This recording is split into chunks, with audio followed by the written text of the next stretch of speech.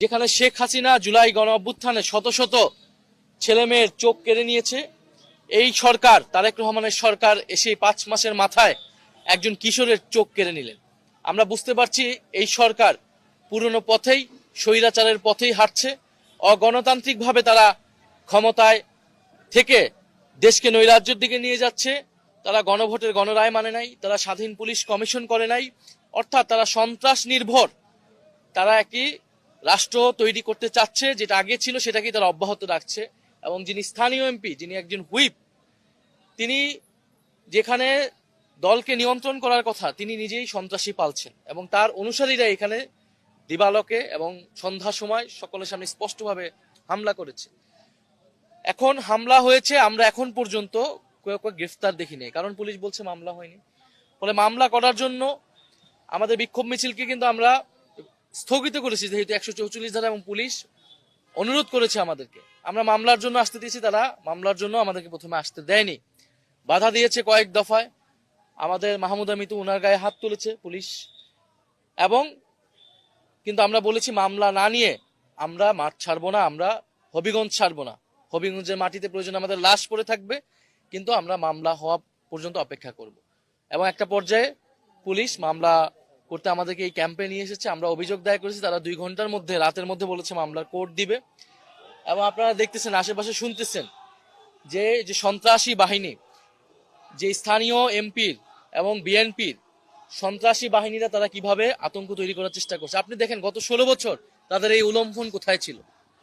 যখন বালুর ট্রাক দিয়ে বেগম খালেদা জিয়ার বাসভবন আটকে রাখা হয়েছিল, আজকে তারা সেই ট্রাক বসিয়েছে। তো তাদের হিম্মত হয়নি তখন সেই ট্রাক সরানোর।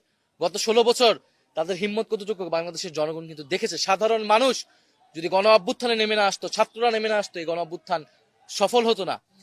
আপনি যদি বলেন এখানে মিথ্যা প্রোপাগান্ডা ছড়ানো হচ্ছে যে নাসিরউদ্দিন পাটোয়ারি কটূক্তি করেছে, এটা বলেছে সেটা বলেছে, নাসিরউদ্দিন পাটোয়ারি অথবা আমাদের দলের যে কেউ যদি প্রচলিত আইন বিরোধী, আইন লঙ্ঘন করে কোনো বক্তব্য দেয়, আইন অনুযায়ী তার ব্যবস্থা হবে, আইন অনুযায়ী সেটা ব্যবস্থা নেওয়া হবে।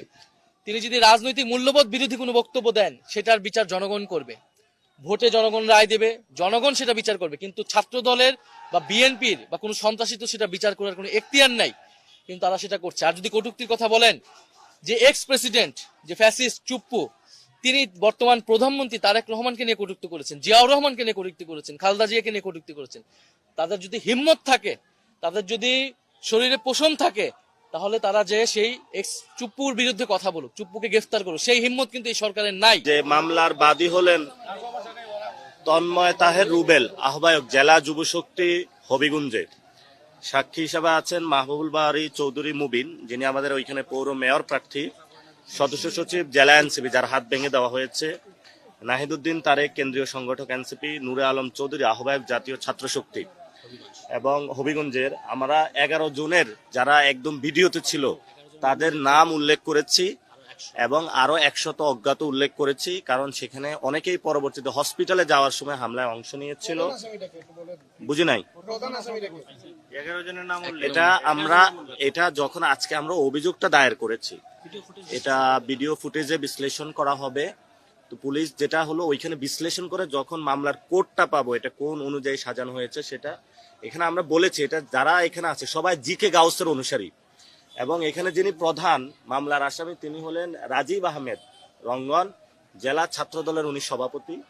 দ্বিতীয়ত যিনি আছেন আরিফুজ্জামান রিয়াদ, উনি বৃন্দাবন কলেজের সেক্রেটারি ছাত্র দলের। আমরা এখানে এটা উল্লেখ করেছি, প্রায় আমাদের ক্যামেরা, ল্যাপটপ থেকে 20 লক্ষ টাকার যন্ত্রপাতি তারা নিয়ে গেছে। 5 লক্ষ টাকা নগদ গাড়িতে ছিল, 50 লাখ টাকার একটা গাড়ি ভাঙচুর চালিয়ে দিয়েছে, যেটা ঠিক করতে হবে। এটা ঠিক করলে আমরা কিছু স্ক্র্যাচ করে দিছি ওরা। আর সেখানে যেভাবে উড়ে উড়ে তারা এসে সন্ত্রাসী হামলা করছে, এগুলো পুরো বাংলাদেশের মানুষ প্রত্যক্ষ করেছে, ভিডিও আছে। আমরা দেখবো তারেক রহমানের আসলে বাংলাদেশে বিচার প্রতিষ্ঠার সেই সদিচ্ছাটা আছে কিনা। এটা একটা টেস্ট কেস, সেই টেস্ট কেসে তারেক রহমান আশা করি যে পাস করবেন।